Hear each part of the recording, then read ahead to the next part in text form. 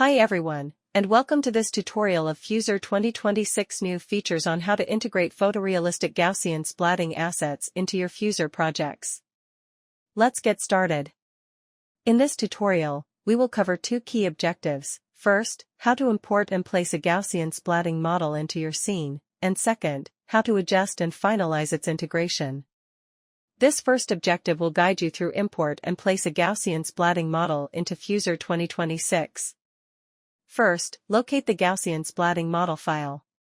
The .ply format is supported. And simply click and drag this file directly from your folder into the Fuzor viewport. Upon dragging, a properties window will appear. Here, you will define the placement method. You have two primary options. Spawn and location uses the model's embedded real-world coordinates. Specific coordinate allows manual placement.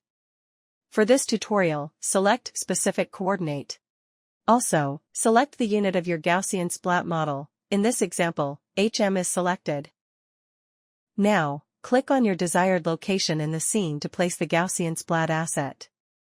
You will see it render in real time at its default scale. With the model placed, the second objective will show you how to adjust its position for perfect scene integration. To reposition the asset, simply click and drag it to the exact location you want within the scene.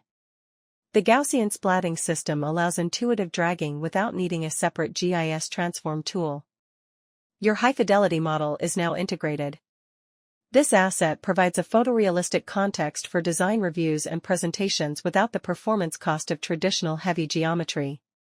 This concludes the tutorial. You have successfully learned to import and position a Gaussian splatting asset to enhance your project's visual fidelity. Thanks for watching. For more tutorials, subscribe to our channel and